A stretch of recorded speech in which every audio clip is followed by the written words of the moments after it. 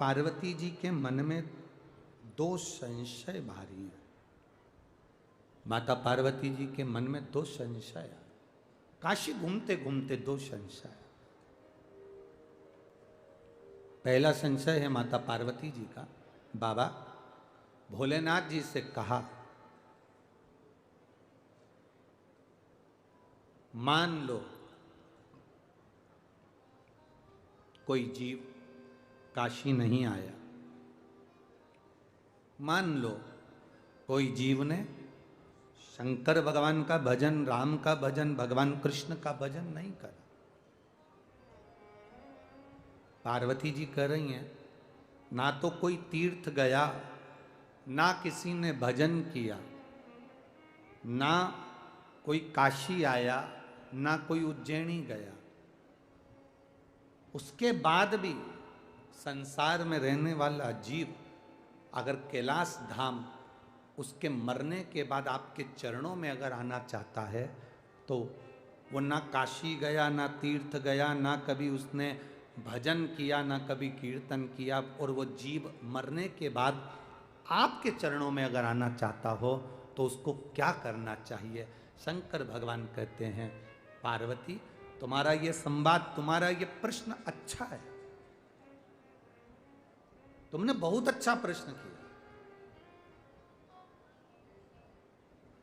अगर कोई तीर्थ ना गया हो, अगर कोई भजन भी ना किया हो, अगर कोई भूलवश काशी भी ना गया हो, शिव महापुराण की कथा कहती है, सुनो पार्वती,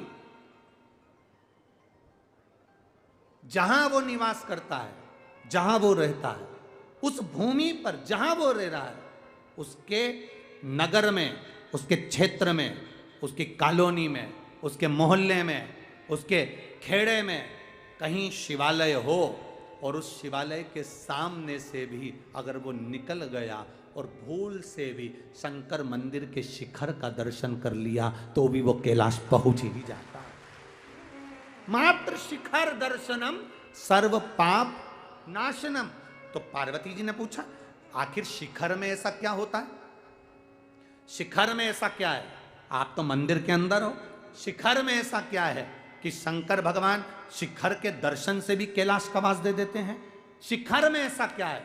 तो भगवान शंकर ने कहा, पार्वती दुनिया के लोग नहीं जान सकते, ये संपूर्ण ब्रह्मांड जब जल में डूब जाता है, सारा संसार जब समाप्त हो जाता है, केवल एक पानी का बुलबुला और उस बुलबुले पर केवल एक बिंदु रह जाता है, वो बिंदु ही शिव कहलाता है, और उस बिंदु से ही फिर वापिस सृष्टि का निराकरण होता है। ये ब्रह्म कुमारी आश्रम के अंतर्गत आप कभी जाएं तो वो दीदियां आपको बताएंगी, ब्रह्म कुमारी आश्रम के अंतर्गत वो बहनें बताएंगी कि एक बिंदु से सारा संसार है। वो बिंदु कौन? वो बिंदु है मेरा देव अधिदेव महादेव, वो बिंदु है मेरा शिव, उससे सारा संसार फैला हुआ है, सारा संसार।